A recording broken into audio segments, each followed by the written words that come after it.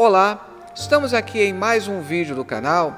Hoje eu estarei encerrando aquela série acerca das Deuteropaulinas, falando hoje acerca da segunda carta aos Tessalonicenses.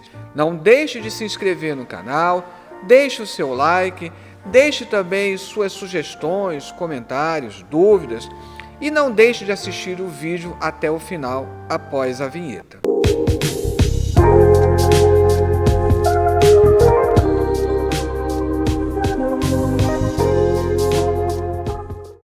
A segunda carta aos Tessalonicenses possui um tom diferente, mais oficial que 1 Tessalonicenses, sem palavras pessoais ou saudações. Posições acerca da autoria da carta. Lembrando que nós falamos lá nos outros vídeos que as Deuteropaulinas constituem aquele grupo de cartas que os estudiosos dizem provavelmente não foi Paulo, mas não há um consenso. Então vamos aqui às posições. Primeira, ambas foram escritas por Paulo com um curto intervalo entre elas que explicariam as similaridades, ou seja, 2 Tessalonicenses foi escrita pouco depois. Essa, inclusive, é a opinião chamada ortodoxa ou da tradição. 2. Ambas foram escritas por Paulo, porém, 2 Tessalonicenses foi escrita primeiramente. É interessante que existe essa possibilidade. E isso explicaria o problema de duas cartas serem escritas para a mesma igreja num curto espaço de tempo. 3. Ambas foram escritas por Paulo, mas para destinatários distintos. 1 Tessalonicenses para a maioria gentílica da igreja e 2 Tessalonicenses para a minoria judaica. É uma outra maneira de explicar duas cartas tão próximas, mas que teriam públicos diferentes. 1 Tessalonicenses para um segmento da igreja e 2 Tessalonicenses para a comunidade inteira. 1 Tessalonicenses para Tessalônica e 2 Tessalonicenses, na verdade, para uma igreja de outra cidade. A quarta posição, que é a defendida por Eugene Borg, que mais uma vez eu estou extraindo grande material para fazer aqui esse vídeo. Essa carta, de fato, é um pseudoepígrafo, hoje tese defendida pela maioria dos estudiosos, e que foi levantada pela primeira vez por Schmidt em 1801. Então, essa tese das Deuteropaulinas e até acerca de 2 Tessalonicenses não é recente, já tem algum tempo. Variantes dessa última teoria. Essa carta teria sido escrita por Timóteo ou Silvano ainda na época de Paulo. Seria uma carta encomendada por Paulo. A mesma opinião que alguns têm acerca de Colossenses. Basta rever lá o vídeo sobre Colossenses. Por um paulinista para toda a igreja, opondo-se à crescente interpretação gnóstica da teologia paulina. A carta teria sido escrita por um membro da escola paulina nos idos de 80 ou 90 do primeiro século para as igrejas da missão paulina, reinterpretando a escatologia da primeira geração e opondo-se a desenvolvimentos teológicos e eclesiológicos nas igrejas paulinas. E é a tese defendida por Eugene Borg e outros biblistas. Segundo Eugene Borg, 2 Tessalonicenses segue bem de perto tanto a estrutura quanto o conteúdo de 1 Tessalonicenses, tornando evidente, segundo Eugene Borg, que a primeira, ou seja, 2 Tessalonicenses, é um desenvolvimento da última. Tanto uma quanto a outra têm a mesma ordem de tópicos, de assuntos. Ação de graças, depois uma segunda ação de graças, a bênção, a parênteses acerca da vida para a qual os cristãos são chamados, o final da carta, o desejo de paz, saudações e uma segunda bênção. É uma estrutura bem similar, ou seja, a relação entre 2 Tessalonicenses e 1 Tessalonicenses é a primeira que nós vimos entre Efésios e Colossenses. A estrutura peculiar de duas ações de graças e duas bênçãos é precisamente seguida.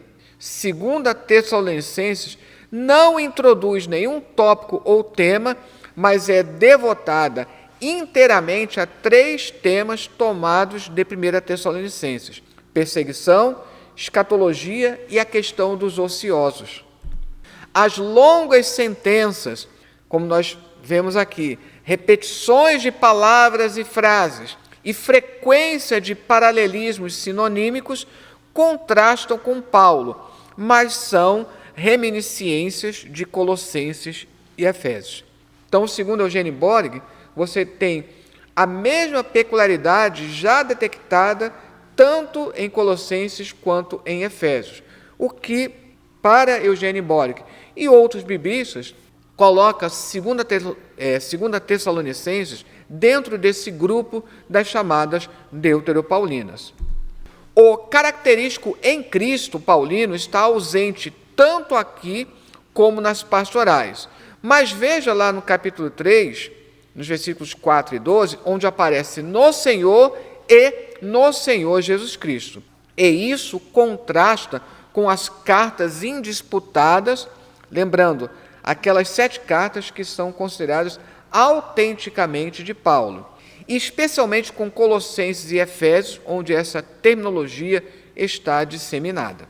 2 Tessalonicenses tem um caráter autoritário, oficial, impessoal, um tom didático de um professor que se dirige a leitores genéricos desconhecidos para ele, em contraste com um tom caloroso na primeira carta aos Tessalonicenses. E esse tom impessoal, mais de um mestre da escola paulina, aproxima, mais uma vez, de Colossenses e Efésios. A relação entre 2 Tessalonicenses e 1 Tessalonicenses, como nós já falamos, é análoga àquela entre Efésios e Colossenses.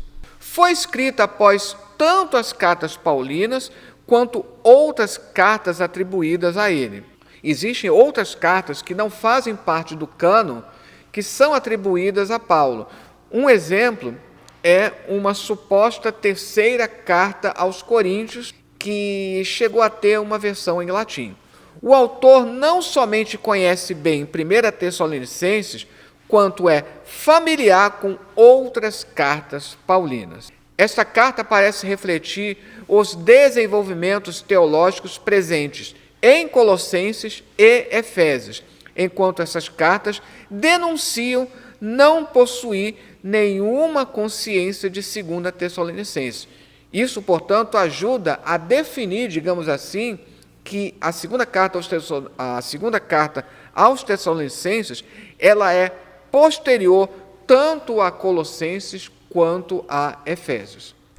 Foi escrita quando discussões e disputas eram correntes nas igrejas paulinas sobre a continuidade com o próprio Paulo e quais tradições representavam o autêntico evangelho de Paulo. É como se, para alguns biblistas, a segunda carta aos Tessalonicenses já evidenciasse toda uma preocupação de discussões dentro da escola paulina de que alguns já estavam se separando.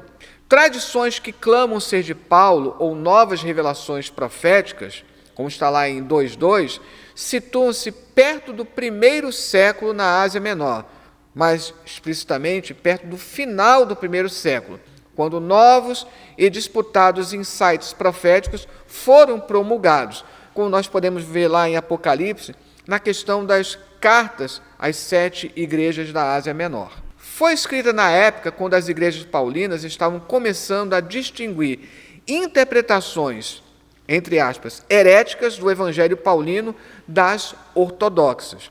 Então, a preocupação de 2 Tessalonicenses é com os escritos que já estavam circulando, escritos apócrifos, que não fazem parte do cânon e que estavam levando o nome do apóstolo Paulo. Aqui, na segunda carta aos Tessalonicenses, fé é o conteúdo da crença ortodoxa, a correta interpretação de Paulo para uma geração posterior, em oposição a interpretações que o autor considera falsas. A compreensão do autor da fé ortodoxa paulina como a fé da verdade contra a mentira dos seus oponentes não é característico de Paulo. Como vimos nos outros vídeos, é algo comum, não somente com Colossenses e Efésios, como com as pastorais, esse conceito aqui de fé.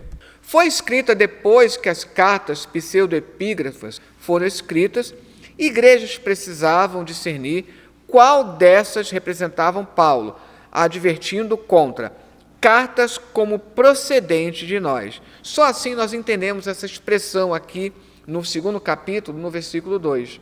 Que cartas são essas como que procedentes de nós? Ele estaria alertando acerca desses apócrifos. Olha aqui, 2 Tessalonicenses 2:1. Irmãos, no que diz respeito à vinda de nosso Senhor Jesus Cristo e à nossa reunião com Ele, nós vos exortamos a que não vos demovais da vossa mente com facilidade, nem vos perturbeis, quer por espírito, quer por palavra, quer por epístola, como se procedesse de nós, supondo, tendo chegado o dia do Senhor. Observe a diferença. Na primeira carta aos Tessalonicenses, há aquela expectativa de que a volta do Senhor é iminente, a qualquer momento. Aqui está alertando para não pensar que Jesus já voltou. É uma preocupação de uma geração posterior. Ninguém de nenhum modo vos engane, porque isso não acontecerá sem que primeiro venha a apostasia e seja revelado o homem da iniquidade, o filho da perdição. Assim, as duas cartas aos Tessalonicenses, são muitas vezes consideradas originárias de uma situação de conflito ideológico específico. Essa situação costuma ser definida sob a influência da interpretação de outras cartas paulinas mais claramente polêmicas. Ou seja, a segunda carta aos Tessalonicenses, lembre que a primeira carta aos Tessalonicenses ela é considerada não somente a primeira das cartas paulinas, como inclusive o primeiro escrito neotestamentário. E já aqui na segunda carta aos Tessalonicenses está pressupondo já um amplo conhecimento de um corpo fechado de cartas paulinas. Parece realmente que pelo menos alguns membros da igreja tessalonicense defendiam uma escatologia exagerada. É o que está se supondo aqui na segunda carta.